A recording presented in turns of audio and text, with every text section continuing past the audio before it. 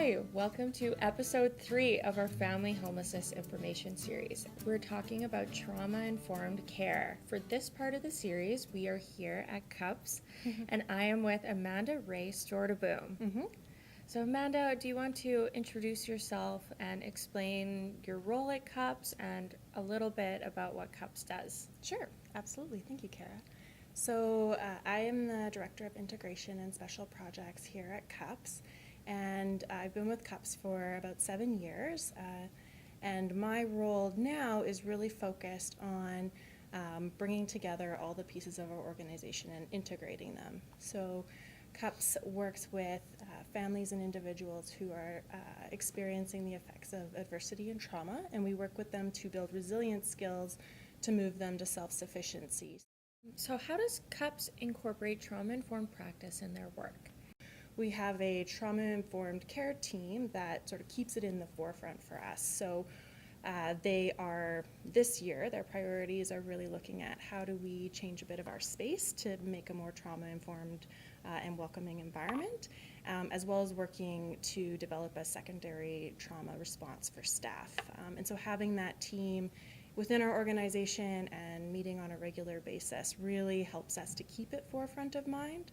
Why is incorporating this an important part of helping children and families who are experiencing homelessness?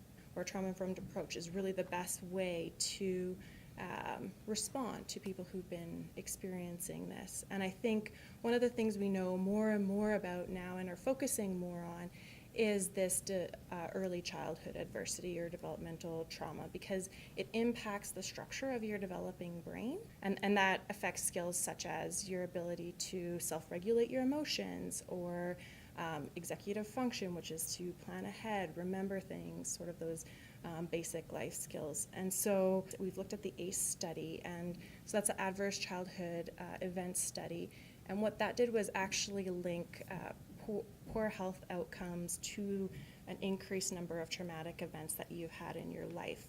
And so that's not just, you've experienced a lot of things in your life, so you're at a higher risk behavior, but it actually connected the two, because what happens is your body is developed, wired for stress. And if you constantly have stress hormones running through your body, then it affects your body's normal functioning. So.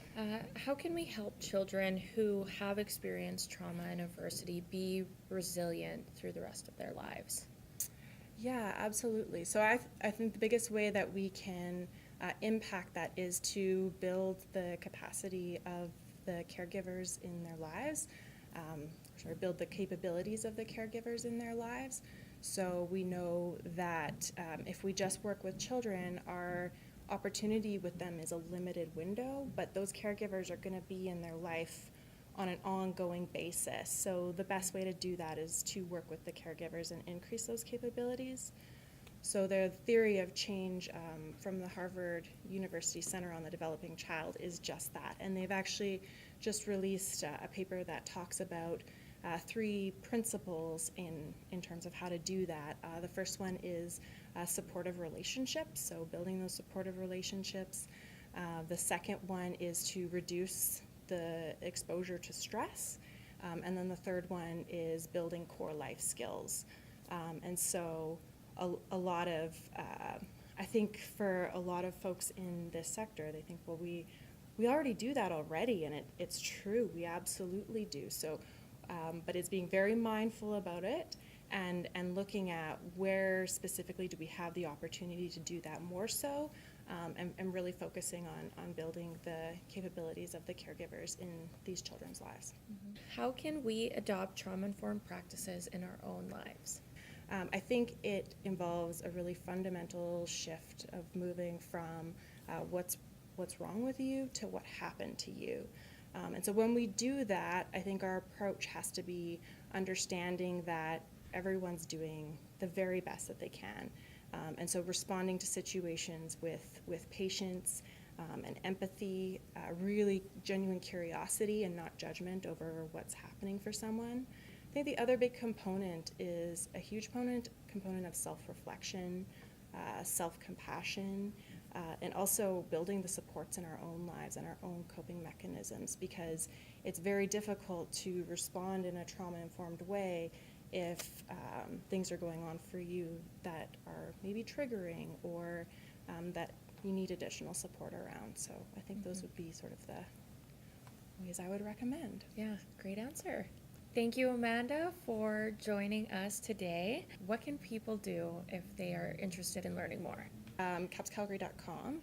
And I would also recommend checking out the Alberta Family Wellness Initiative site. So that's albertafamilywellness.org. And they've got a great video that talks about how brains are built and how we as adults can support that process. They've got an excellent new video out on resilience and how do you build resilience. And they're all small 5 to 7 minute videos, and it really helps to explain these concepts a lot more in a fun way. Yeah.